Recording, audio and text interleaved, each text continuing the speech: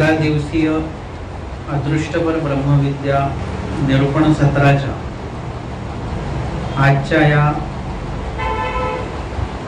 3 ऑक्टोबरच्या पहिल्या सत्रामध्ये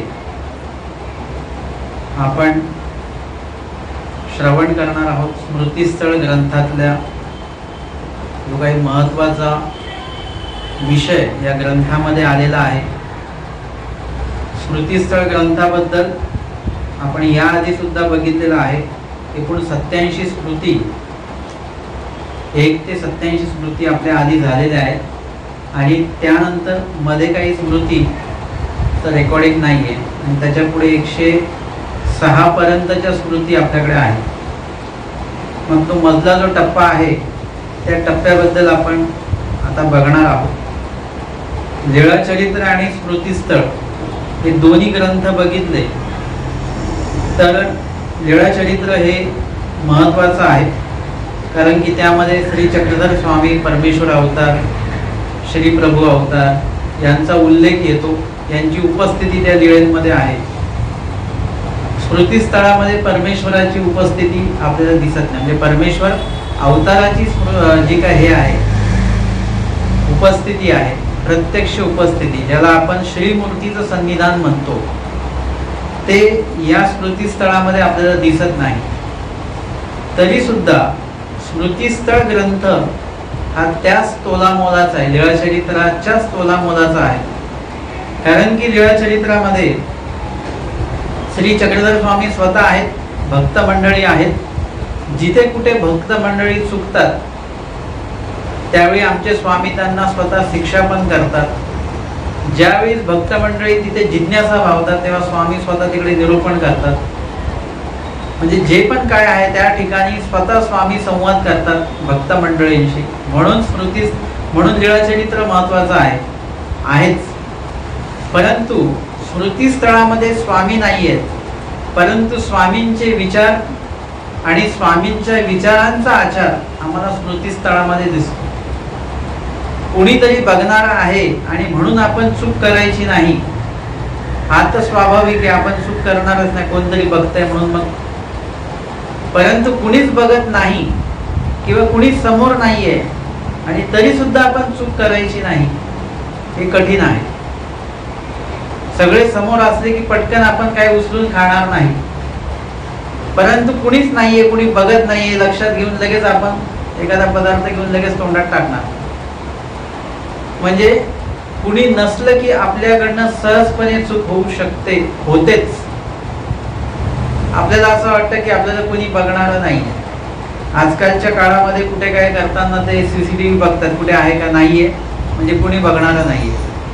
परंतु अनंत काळापासून सृष्टी रचनेच्या आधीपासूनची गोष्ट आहे, जेव्हा आपण तमामध्ये होतो तेव्हा पण आमचे स्वामी आपल्याला बघत होते, तेव्हा पण आपल्याला त्यांनी बघितलं, आपल्याबद्दल विचार करून बघितलं, आपल्याबद्दल सकारात्मक विचार करून बघितलं। म्हणजे स्वामी तेव्हापासून बघतायत, प्रत्यक्ष पाहतायत, आपल्याबद्दल विचार करून पाहतायत आणि तेव्हापासून स्वामी बघतच आहेत। आता जरी तुम्हाला असं वाटलं आपल्याला कोणीच बघत नाहीये, नाही स्मरण केलं तरी चालतं, नाही लीळा ऐकले तरी चालतात, नाही आचरण केले तरी चालतं, परंतु ज्यांना ज्ञान आहे त्यांना माहिती आहे की कोणतरी आपल्याला बघतंय आणि कोणतरी म्हणजे ते कोण, परमेश्वर आहेत। आणि म्हणून परमेश्वर बघतायत म्हणून आपण आचरण करायचं हे सुद्धा चुकीचं आहे। परमेश्वराचं लक्ष आपल्याकडेच राहिलं पाहिजे, आपल्याकडेच आलं पाहिजे, ती कृपादृष्टी आपल्याला मिळाली पाहिजे, ती सतत कृपादृष्टी, सहाय्य, सानिध्य परमेश्वराचं आपल्या सोबत असलं पाहिजे, म्हणून आपण आचरण करायचं आहे, हे योग्य आहे। देव बघतायत आणि म्हणून तुम्ही आचरण करत असाल तर ते भीतीने तुम्ही आचरण करत आहात। परंतु देवाने सतत आपल्याकडे पाहावं, सतत परमेश्वर आपल्या हृदयात असावे, आपल्या डोळ्यांना सतत परमेश्वराचंच दर्शन असावं, आपल्या विचारांमध्ये आचरणामध्ये परमेश्वरच असावे, अशा दृष्टिकोनातनं जे आचरण घडतं ते भक्तिमय आचरण आहे।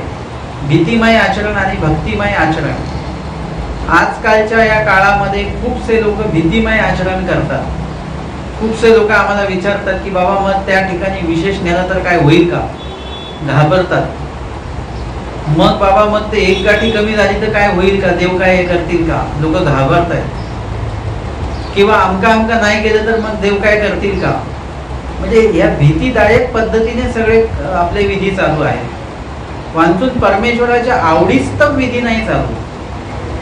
बाईसांचा जो विधी सुरू होता तो परमेश्वराच्या आवडीस्तव सुरू होता. परंतु सारंग पंडितांचा जो विधी सुरू होता, स्वामींना 60 वेळा स्वामी त्यांना बोलवलं, स्वामींना त्यांनी भोजनासाठी. तर बाईसांच्या सेवेत आणि सारंग पंडितांच्या सेवेमध्ये हा फरक आहे. बाईचा भक्तिमय आवडीमय सेवा आहे आणि सारंग पंडितांची भीतीमय सेवा आहे आणि नावडीपूर्वक सेवा आहे.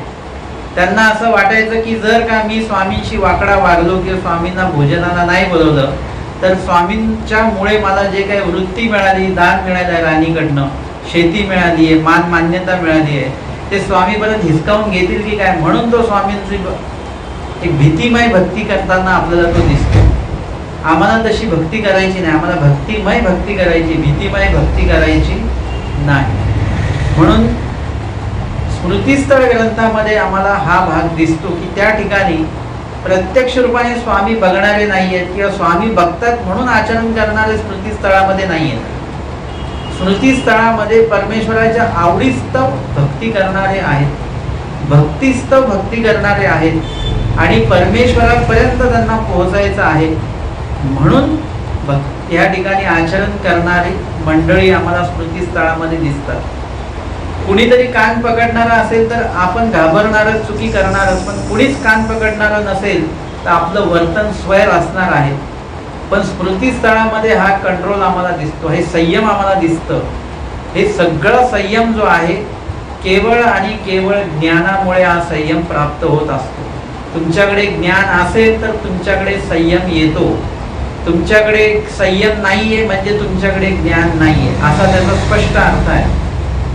जर का तुम्हाला माहिती आहे की हा पदार्थ साखर ही शरीराला घातक आहे, त्याचा घातकपणा किती आहे, सॅक्रिन किती घातक आहे तुमच्या लक्षात आलं, याचं ज्ञान जर का तुम्हाला झालं तर तुम्ही ते कायमस्वरूपी बंद करून टाकणार खाण्याचं. तसं तुम्हाला परमेश्वराच्या संबंधित जे काही ब्रह्मविद्या ज्ञान आहे ते एकदा ज्ञान झालं तर तुम्हाला वेगळं आचरण करा असं तुम्हाला सांगण्याची गरज पडणार नाही.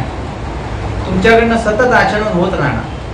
तुम्हाला जर का कोणी सांगितलं की तुम्ही श्वास बंद केला तर तुम्ही मराल, असं जर का आपल्याला कळालं तर आपण कधी श्वास बंद करू का? बंद होत असेल तर अजून जोरजोरात आपण श्वास घेणार आहोत. म्हणजे हे काय आहे, हा स्वाभाविकपणे ते आचरण आमच्यामध्ये उतरलं पाहिजे. स्मृतिस्थळातलं जे आचरण आहे ते तेवढं स्वाभाविक आहे. इथे स्वामी बघत नाहीये, त्यांना प्रत्यक्ष स्वामी समोर नाहीये, परंतु स्वामींची कृपादृष्टी आपल्यावर असावी. स्वामींची दृष्टी नसावी आपल्यावर, स्वामींची कृपादृष्टी असावी. दृष्टी तर अनेकांवर आहे स्वामींची. अनेकांना, हेडव्वांना स्वामींनी बघितलं, एकांक काळामध्ये सगळ्यांना स्वामींनी बघितलं, रामदेवांना स्वामींनी बघितलं, दादोसांना बघितलं, कितीतरी लोक येऊन गेले, सगळ्यांना स्वामींनी बघितलं, परंतु दृष्टीने पाहिलं. परंतु बाईसा, महिमभट्ट, भट्टोबास, महादाईसा असे याच्यामधले जे लोक आहेत, योग्यतेतले जे लोक आहेत, ह्यांच्याकडे स्वामींनी दृष्टीने नाही पाहिलं, कृपा दृष्टीने पाहिलं. म्हणजे पहिल्याच याच्यामध्ये जेव्हा भट्टोबासांचं प्रथम भेट आहे दादोसांची त्यांची, आणि जेव्हा स्वामींचं नाव घेतलं गेलं, नामे वेद झालं त्यांना. म्हणजे स्वामींची दृष्टी तेव्हापासून त्यांच्यावर आहे. ती पण कृपा दृष्टी आहे की त्यांना त्याच्यातनं बाजूला करायचं, वाईट ह्याच्यातनं आणि चांगल्या ह्याच्याकडे म्हणजे ऊर्ध्वगतीकडे त्यांना आणायचं आहे. बाईसांकडे स्वामींची ऊर्ध्वगती आहे. 3 दिवस भेटल्यापासून आणि प्रेमदान देईपर्यंत स्वामींची कृपा दृष्टीच आहे त्यांच्याकडे. बाईसाच घ्यायला कुठेतरी कमी पडत होते आणि ती योग्यता पण झाली आणि बाईसांनी हे भक्ती साधन स्वीकारलं, घेतलं, झालं त्यांना. तर अशा प्रकारे परमेश्वराची दृष्टी आम्हाला नको पाहिजे. आम्हाला परमेश्वराची कृपा दृष्टी पाहिजे आणि ती कृपा दृष्टी असणे आणि दृष्टी असणे या दोन्ही गोष्टी वेगळ्या आहेत. तुम्ही जे आता करत आहात त्याच्याने परमेश्वराची दृष्टी तुमच्याकडे असणारच आहे, परंतु आम्हाला दृष्टी नको आहे. आम्हाला जर का कृपा दृष्टी पाहिजे तर त्या दृष्टीने आम्हाला काय करावं लागेल, आम्हाला चालावं लागेल, तर मग तुम्हाला कृपा दृष्टी मिळणार आहे. जसं एखादा व्यक्ती कंपनीत जातो, काम करतो, त्याला त्याचा पगार मिळतो, 1000 रुपये त्याला पगार मिळतो, पण त्याला किती पाहिजे असतात, त्याला जास्त पाहिजे असतात. मग त्याला काय करावं लागतं, ओव्हर टाईम करावं लागतं, अधिक वेळ त्याला काम करावं लागतं, मग कंपनी त्याला अधिक पगार देते. तसं तुम्हाला जे परमेश्वर पाहतायत त्याच्याही पेक्षा अजून कृपा दृष्टीने आम्हाला देवाने बघितलं पाहिजे, आणि ते पण सतत बघितलं पाहिजे. यासाठी तुम्हाला काय करावं लागेल, अधिक तुम्हाला आचरण करावं लागेल, आवडीपूर्वक आचरण करावं लागेल, आणि स्वाभाविकपणे आचरण करावं लागेल. आणि ते आचरण आम्हाला स्मृतिस्थळ ग्रंथामध्ये बघायला मिळतं. मला अनेकांनी अशा प्रकारे हे केलं, म्हणजे सांगितलं म्हणा किंवा विनंती केली की तुम्ही स्मृतिस्थळ ग्रंथ लावा, आम्हाला तो ऐकायचा आहे. आणि त्या दृष्टीने विचार करून, म्हणजे अनेकांचं ते जिज्ञासा होती हे ऐकावं, आणि म्हणून ते आपण लावतो. आणि म्हणून मला स्मृतिस्थळ ग्रंथ हा मला जास्त आवडतो याच्यासाठीच की याच्यामध्ये सगळेजण आपापल्या जबाबदारीने स्वामींनी सांगितलेलं आचरण आपापल्या जबाबदारीने ते आचरण करत आहेत. कुठे शिक्षा पण झालं, भटोबास जर का रागवले तरी ते लोक शांत आहेत, भटोबासांनी काही शिक्षा पण केलं तरी ते लोक जे आहेत शिक्षा पण ते भोगतात, चुकीला सुधारतात. म्हणजे असं सगळ्या पद्धतीने ही जी मंडळी आहे स्मृतिस्थळातली, ही खरंच आपल्या स्मृतीमध्ये कायमस्वरूपी राहणारी ही मंडळी आहे. आजची स्मृती आपण घेतोय 88 क्रमांकाची. केशव पंडित बोलना भाषा भेद कथन.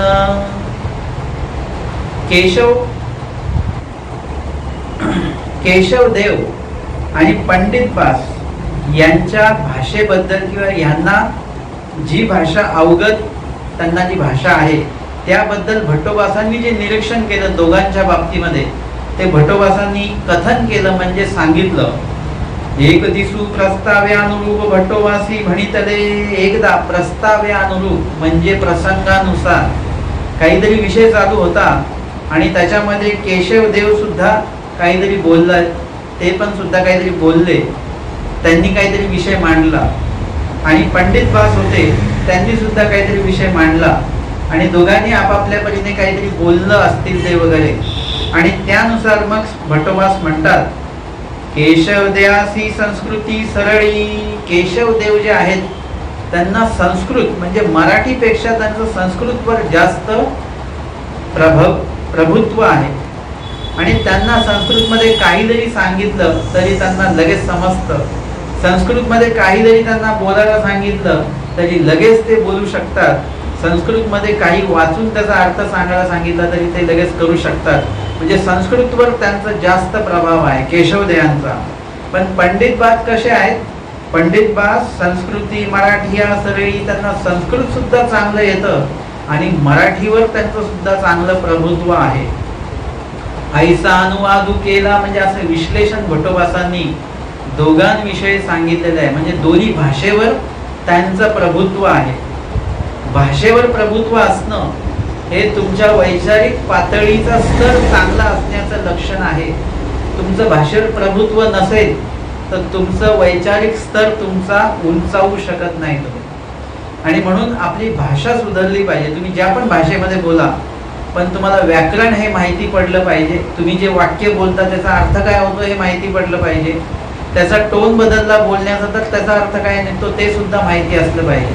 हे भट्टोबासांनी ह्यांना जे सांगितलं की तुम्हाला मराठीवर प्रभुत्व आहे, तुमचं संस्कृतवर प्रभुत्व आहे, प्रभुत्व म्हणजे त्यांना चांगली बोलता येते अशातला भाग नाही, तर त्याच्यावर त्यांचं प्रभुत्व असणं म्हणजे काय, तर त्यांना त्याच्यातल्या सगळ्या एकूण एक गोष्टी माहिती आहेत.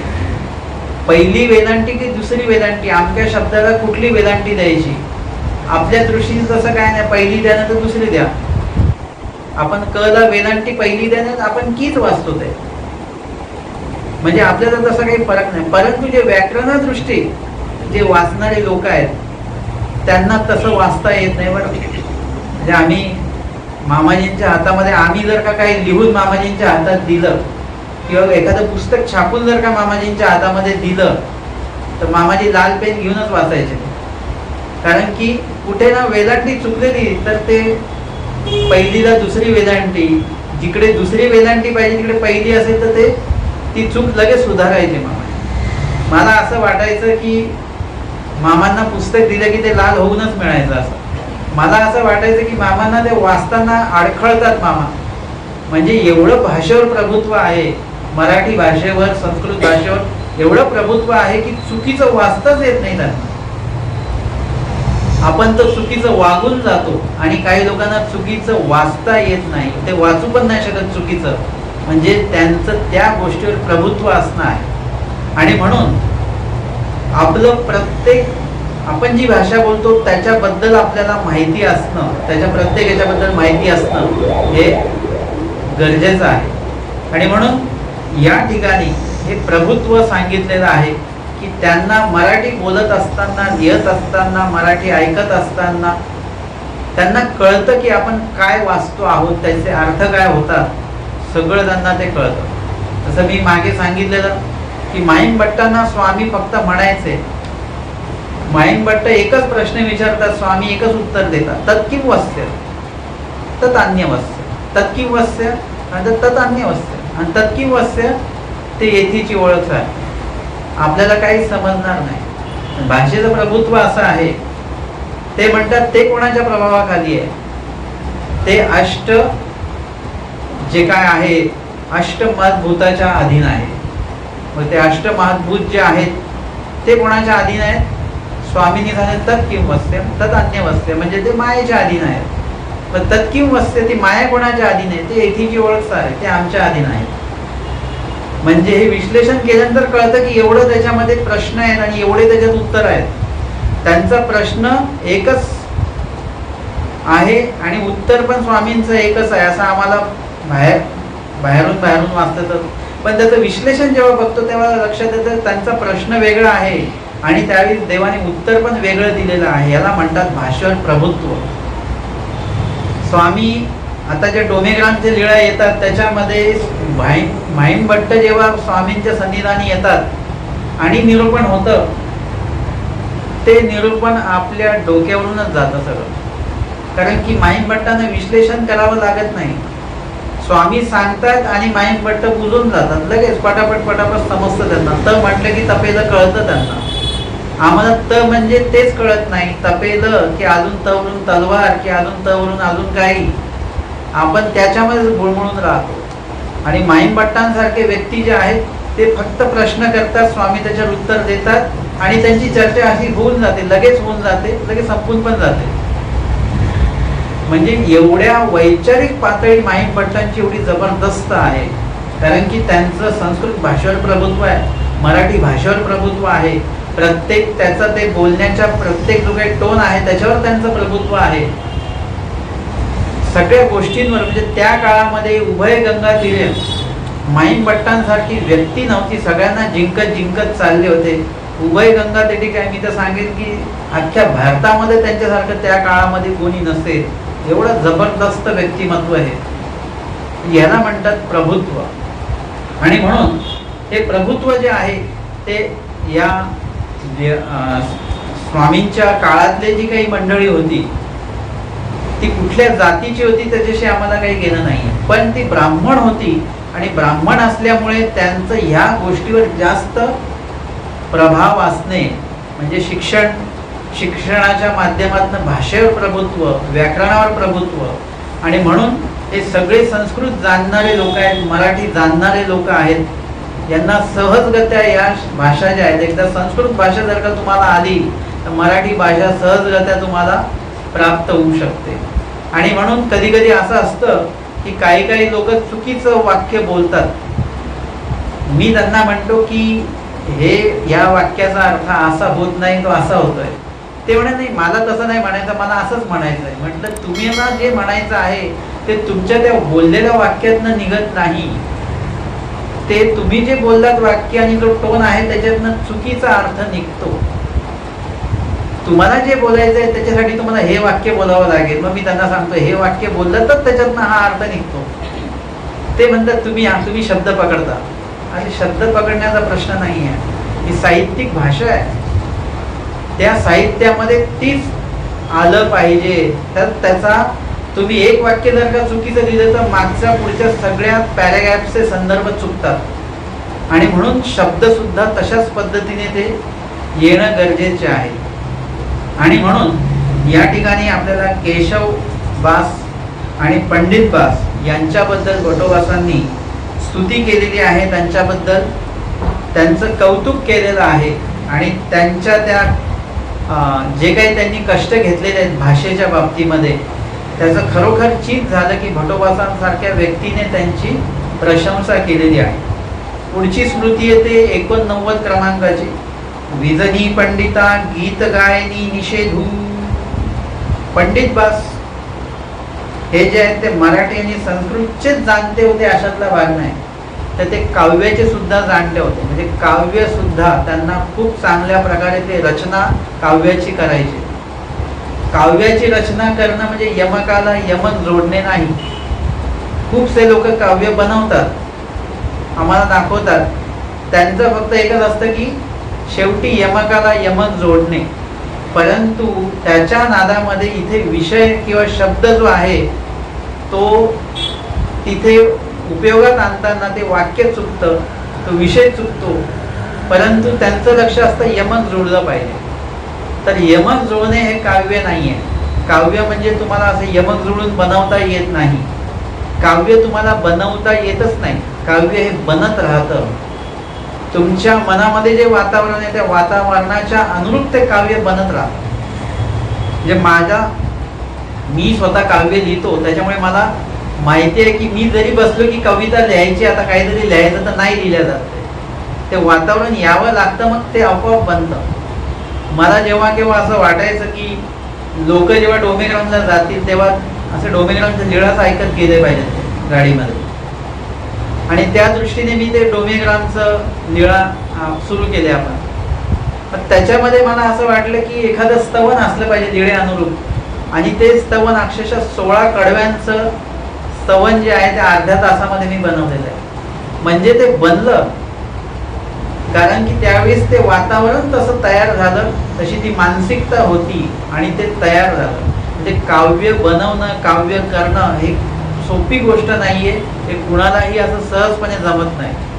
आता आपलं काव्य सोडून द्या, आपल्या काव्यामध्ये तो जो भाव असला पाहिजे. सगळ्यात पहिले म्हणजे की जो भाव तुमच्या मनामध्ये आहे त्याच भावाच्या जर का काव्य आलं तर ते खूप प्रभावी असतं. तुम्ही जबरदस्तीने काव्य बनवलं तर ते प्रभावी ठरत नाही. ते चाल त्याची चांगली असेल, लोकांना आवडेल वगैरे वगैरे, परंतु तो जो भाव तुमच्या मनामध्ये आहे त्या भावयुक्त जर का ते काव्य बनलं तर त्याचं अजूनच काहीतरी प्रभाव जो त्याचा अजून काहीतरी वेगळा असतो. या ठिकाणी पंडित बास हे चांगलं काव्य सुद्धा बनवायचे, पण भटोबासांनी त्यांना सांगितलं तुम्ही काव्य बनवायचं पण नाही आणि काव्य बोलायचं सुद्धा नाही. अशा पद्धतीचं वक्तव्य भटोबासांनी का केलं ते आपण स्मृतीमध्ये बघूया. पंडित बासी गीत मातूच ठाई बहुत भरू दिधला. म्हणजे पंडित बासांनी गीत मातूचा ठाई म्हणजे गीत बनवणे वगैरे काव्य करणे याच्या ठिकाणी त्यांचं काय बहुत भरू धरिला. म्हणजे जास्तीच लागले, पण जास्तच कल त्यांचा सुरू झाला. आणि जेव्हा तुम्ही काव्य बनवायला लागता ना, जेव्हा तुम्ही त्या वातावरणामध्ये जाता तर तुम्ही एवढं काव्य बनवू शकता त्यावेळेला की तुम्ही शब्दावर काव्य बनवता, शब्दांवर. म्हणजे काहीही विषय दिला तरी त्याच्यावर तुम्ही सहजपणे काव्य लगेच बनवू शकता. तो भरकाळ त्याला म्हणतात. त्या भरकाळामध्ये ते सगळं बनत राहतं. आणि पंडित बास जे आहेत त्यांना विजनाला जायचे. विजनाला गेल्यानंतर काही स्वामींचं वचन वगैरे ते वाचत असतील. एखादं वचन जर का त्यांनी वाचलं, काही भक्त आणि शेजा गावी, भक्त शेजारच्या गावाला राहतो का स्वामी म्हणतात नाही. भक्त हा स्वामींच्या सोबतच राहतो. फक्त स्वामींनी जर का त्यांना कुठे पाठवलं, जसं माधव भक्तांना सांगितलं तुम्ही पलीकडच्या गावाला राहा, तुम्ही या गावात राहा, आम्ही पलीकडच्या गावात जाऊ, ते आज्ञेनुसारच भक्त जे स्वामींपासून लांब राहतात. बाईसांना जसं स्वामींनी पाठवलं इंदापूरला किंवा काही गावामध्ये काही खरेदीसाठी पाठवायचे, हे स्वामींच्या आज्ञेस्तव ते जाऊ शकतात, परंतु स्वामींपासून असंधिधाने राहू शकत नाही. मग आता हे जर का वचन त्यांनी वाचलं की भक्त लांब राहू शकत नाही, असं वचन वाचलं की पंडित बासांना वियोग भरायचा की भक्त जर का राहू शकत नाही, मग मी कोण आहे? मी भक्त नाहीये का? मग मी भक्त आहे तर मी देवापासून लांब कसा काय राहतोय? मग त्यांना तो वियोग भरायचा की आपण काय करतो आहोत, देवाने सांगितलं काय, आपण करतो काय, तो एक वियोग त्यांच्यामध्ये भरायचा. देवाशिवाय मी अजूनपर्यंत जिवंत कसा? देवाशिवाय माधव भक्तांनी आपलं प्राण ठेवले, डांगरेशांनी आपले प्राण ठेवले, बाईसांनी आपले प्राण ठेवले, मग मी जिवंत कसा? आणि त्यावर त्यांना इतकं भरकाळ यायचा आणि त्याच्यामध्ये ते काव्य बनवायचे असं त्यांना सतत वियोग भरायचा आणि सतत त्यांचं काव्य. म्हणजे एखाद्या कोणाचं घरातलं कोणी जर का सरलं तरुण असेल एकदमच, तर त्या आईला इतकं ते भरून येत राहतं, सारखं आठवण येत राहते, तसं त्यांना भरून यायचं सारखं. आणि मग विजनी बैसती आणि धुवा ओवी चौपदी गीतू ऐसे आवडे ते म्हणती, विजनामध्ये ते बसायचे, विजनाला ते जायचे आणि त्या ठिकाणी गेल्यानंतर थोडंसं अध्ययन करायचं, थोडंसं वाचायचं आणि मग त्या ठिकाणी ते काव्य सुरुवात त्यांची व्हायची. धुवा ओवी चौपदी म्हणजे धुवा म्हणजे धावा, परमेश्वराचा धावा करायचा की देवा लवकर या दर्शन द्या म्हणून. ओवी हा काव्याचा प्रकार आहे आणि चौपदी 4 ओळींचं जे काव्य असतं त्याला चौपदी किंवा 4 ओळी असं म्हणतात. गीतू म्हणजे अनेक कडव्यांचं असं ते बनवायला लागले, बनवत बसायचे आणि त्याच्यात त्यांचा खूप वेळ जायचा. आता या ठिकाणी विजनाला जाणे म्हणजे काय की आमच्या स्वामींनी नित्यविधी आणि निमित्तविधी असे 2 विधी सांगितलेले आहेत. नित्यविधीमध्ये 7 प्रकार येतात, निमित्तविधीमध्ये 4 प्रकार येतात. त्याच्यामध्ये नित्यविधीमध्ये अटन विजन दीक्षा भोजन, त्याच्यामध्ये विजन अशा प्रकारचं आहे, वि म्हणजे नाही, जन जिथे, त्याला म्हणतात विजन. विमल म्हणजे काय? जिथे मळ नाही तिथे, जे आहे म्हणजे जे स्वच्छ आहे त्याला विमल असं म्हणतात. तर या ठिकाणी विजन म्हणजे काय? जिथे जनलोकांचा संपर्क नाहीये. तुम्ही जसं मार्गामध्ये आम्ही असताना नाश्ता वगैरे, सकाळचा नाश्ता झाला, उदक झालं की पोथी घ्यायची आणि मग शेतामध्ये जायचं, रानामध्ये जायचं.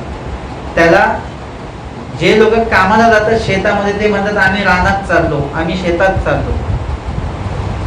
आम्ही म्हणताना काय म्हणायचो? आम्ही विजनाला चाललो. ते विजनाला गेले म्हणजे हा शब्द आहे. विजनाला म्हणजे जे जनलोक आहे, समूह आहे, त्यांच्यापासून लांब जायचं. तुम्ही जे आज ऐकलेलं आहे शास्त्र, काल ऐकलेलं आहे किंवा आधी ऐकलेलं आहे, त्याच्यावर चिंतन करायचं की आपण त्या दिवशी काय ऐकलं, काल काय ऐकलं, आज काय ऐकलं भोकामध्ये, पोथीमध्ये, त्याच्यावर एकांतापासून मध्ये बसून चिंतन करणं, याला विजन असं म्हणतात. आता विजन म्हणजे एकांतामध्ये जायचं, पोथी वगैरे घेऊन आणि तिथे एकांतामध्ये जाऊन काय करायचं? चिंतन करायचं. म्हणजे तुमच्या मनामध्ये जे काही तुम्ही साठवून ठेवलेलं आहे निरूपण, ते रवंथ करायचं. जसं पशुचा दृष्टांत स्वामींनी दिला, जेची खाती तेची रोवंती ती. जे खातात तेच रवंथ करतात, त्याची रवंथी ती. तसं तुम्ही जे ऐकता तेच तुम्ही रवंथ केलं पाहिजे.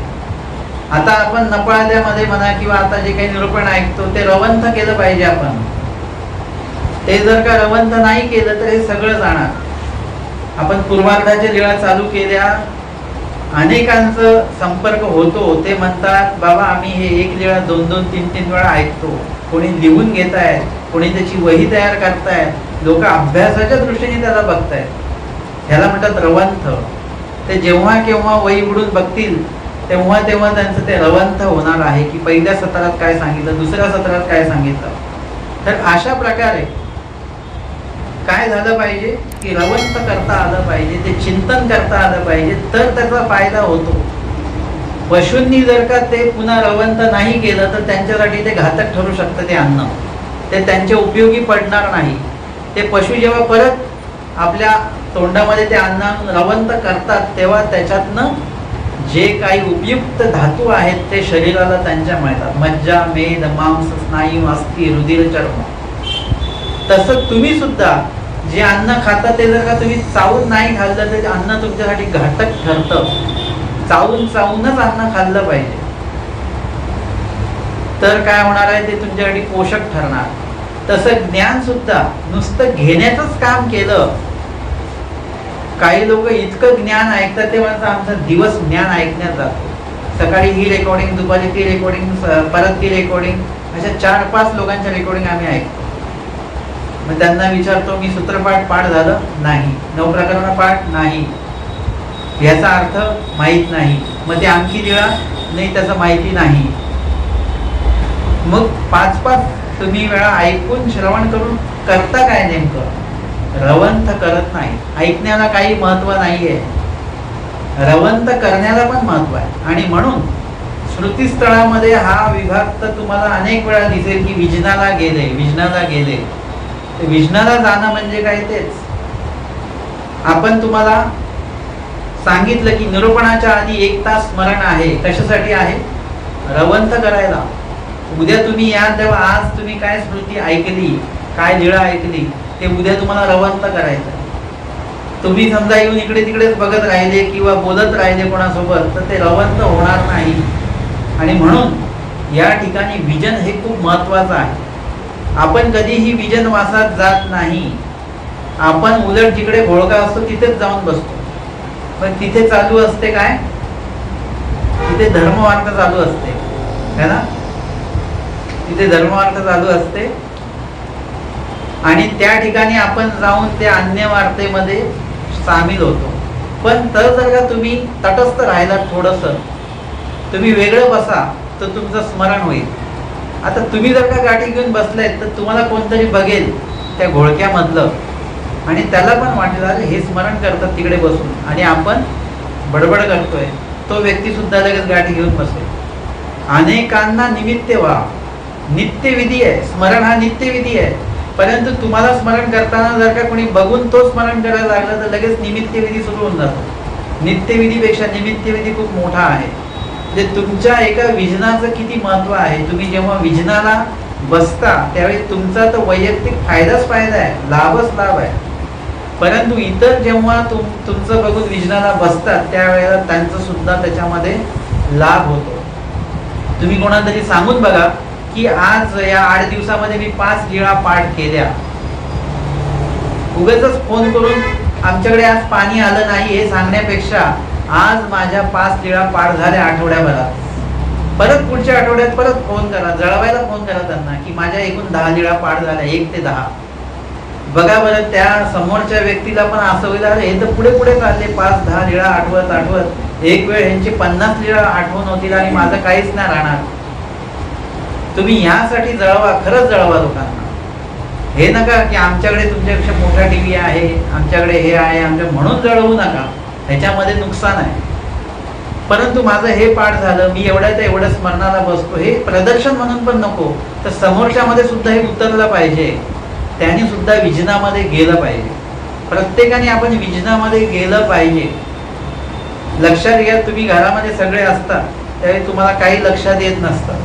तुम्ही आपलं रोजचं रुटीन तुमचं चालतं. एक दिवशी घरामध्ये एकटं बसून राहा, नुसतं काही काम करू नका, बसून राहा. तुम्ही स्वतःशीच बोलायला लागता. तुम्हाला सगळं लक्षात येतं की आपलं वजन वाढलंय, आपलं वजन कमी झालंय किंवा थोडं थकवा वाटतोय. म्हणजे सगळं तुम्ही नुसतं घरच्या घरी व्यवहारिक ह्याच्यामध्ये जरी तुम्ही विजनाला गेलात, विजनामध्ये बसलात म्हणजे लोकांच्या पासून दूर, तर तुम्हाला हा लाभ होतो. पण जेव्हा तुम्ही ज्ञान ऐकून जेव्हा तुम्ही विजनाला बसता तेव्हा संपूर्ण तुम्हाला लक्षात येतं की आपले 9 प्रकरण पाठ नाही, ते पाठ करा, वचन पाठ करा, अर्थ पाठ करा, स्मरण होत नाही, लीळेंवर प्रभुत्व नाही.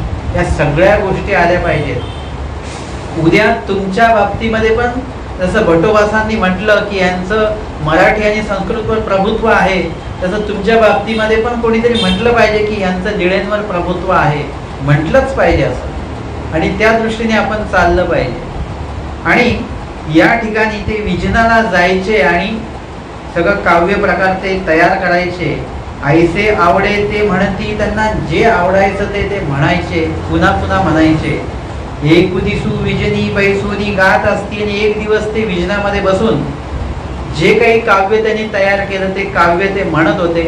आणि असं म्हणत असताना तेव्हा भटोबास विजने पडताळीत आले. भटोबास आले विजने पडताळीत, म्हणजे या ठिकाणी स्वामींच्या ब्रह्मविद्या ज्ञान घेऊन जे कोणी विजनाला जात आहेत ते विजनाला जाऊन नेमकं करतात काय? झोप काढता आहेत, विजन करता आहेत, की काही अन्य वार्ता करत आहेत? नेमकं करतात काय याची जबाबदारी कोणाची आहे? भटोबासांची आहे. कारण भटोबास म्हणतात, जर का 5 नाम घेणारा व्यक्ती जो स्मरण करणारा, 5 नाम म्हणजे 5 नाम फक्त दिवसातनं 5 वेळा नाव घेणारा नाही, जो स्मरण करणारा व्यक्ती आहे त्याचं जर का स्मरण करणारा व्यक्ती जर का वाया जात असेल, त्याचं स्मरण वाया जात असेल किंवा त्याचा वेळ वाया जात असेल, तर त्याला निमित्त मी आहे. याचा अर्थ स्मरण करणारा व्यक्ती त्याचा वेळ आणि त्याचं जे स्मरण कधीही वाया जात नाही, त्याचा लाभ त्याला होतो म्हणजे होतो. भटोबास ती जबाबदारी घेतात. जर का परमेश्वर आचरण करणारा व्यक्तीचं जर का त्याचं आचरण वाया जात असेल तर त्याला जबाबदार मी आहे. अर्थातच वाया जात नाही असा त्याचा अर्थ होतो. या ठिकाणी भटोबास विजन पडताळण्यासाठी आले, म्हणजे कोण काय करतंय बघायला आले. कोणी झोपलेला असेल तर त्यांना उठवणार, काय चाललंय, झोपलात तुम्ही? एवढं सगळं नरक चुकवायचे आहेत, एवढं सगळं आचरण करायचं आणि तुम्ही तर झोपा काढताय, उठा. कोणीतरी अन्य वार्ता करताय, स्वामींनी काय सांगितलं आणि तुम्ही काय करता? हे आहे विजन पडताळणे, सुधारणा करणे, त्यांना शिक्षा पण करणे, अशा प्रकारचं सगळं हे आहे. आणि मग विजने पडताळीत आले तर तया ते गाता ऐकिले, आणि ऐकलं की विजन हे कधी शांततेमध्ये असतं. एक तर मनात ते विजन सुरू आहे, चिंतन सुरू आहे. विजनामध्ये तुम्हाला शास्त्र चिंतन करता येतं, नामस्मरण पण करता येतं आणि निळ चिंतन पण करता येतं. जेव्हा तुम्ही नामस्मरण करता त्यावेळी तुम्ही शांत असता, तुम्ही बोलत नाही, काही नाही, स्तब्ध एकदम शांत असता, हातामध्ये गाठीबिठी काही नसते. सरळ ध्यान साधनेमध्ये तुम्ही जाता आणि लीळा तुम्ही चिंतन करता. हे आहे अशा प्रकारे नाम लीळा स्मरणाचं चिंतन. आता दुसरं चिंतन शास्त्राचं चिंतन आहे. त्याच्यामध्ये तुम्ही काय ऐकलं ते तुम्ही आठवता किंवा तुम्ही वाचता, पुन्हा पुन्हा ते लीळा वाचता आणि ते पाठांतर करता, आणि ते पाठांतर पुन्हा पुन्हा पुन्हा पुन्हा बोलावं लागतं. एकच वेळ 10-10 वेळा 15-15 वेळा बोलावी लागते, मग ते पाठ होत असतं. अशा पद्धतीने ते बोलतात. परंतु भटोबासांनी ऐकलं की ह्यांचं गायन सुरू आहे, विजन ह्यांचं शास्त्र अध्ययन सुरू नाहीये, तर गायन सुरू आहे. भटोबासी म्हटले, पंडिताजी लागून तू गीत गाव नको गा, तुम्ही आजपासून गीत गायचं नाही. भटोबास त्यांना म्हणतात, तुमचा वेळ सगळं गीत तयार करण्यात आणि गीत गाण्यामध्ये चाललेला आहे, त्याच्यामुळे आजपासून तुम्ही गीत गायचं नाही. गोसावी वारिले असे स्वामींनी सांगितलेलं आहे. गीत विखो म्हणूनी, गीत विखो सांगितलं बरं स्वामींनी. गीत विखो म्हणजे कुठलं? आपण जे भजन म्हणतो, आपण सगळे आपण भजन या पदामध्येच ठेवतो त्यांना आणि म्हणतो आपण. आपल्याला असं वाटतं की हे सगळं बरोबरच आहे, परंतु तसं नाही आहे. तुम्ही भजन म्हणत असताना तुम्हाला ते लक्ष दिलं पाहिजे की ते काव्यामध्ये विषय काय आहे, त्याच्यात अन्यथा विषय आहे का, चुकीचे विषय आहेत का, असं काय आहे का? तसं नाही. तसं मी दत्तात्रय कवच वाचलं की त्याच्यामध्ये येतं की दत्तात्रय कवच वाचल्याने धन धान्य संपत्ती सगळं मिळतं, असं आहे का? दत्तात्रय प्रभूंनी सांगितलं का? हे अन्यथा आहे. म्हणजे आपण जे बोलतो ते यथार्थ आहे का हे आधी बघा. कोणीतरी म्हटलं हे काव्याचं पारायण केलं की तुमचे हवे ते कामं होतील. असं कसं काय होईल? अशाने कामं होत नाहीत.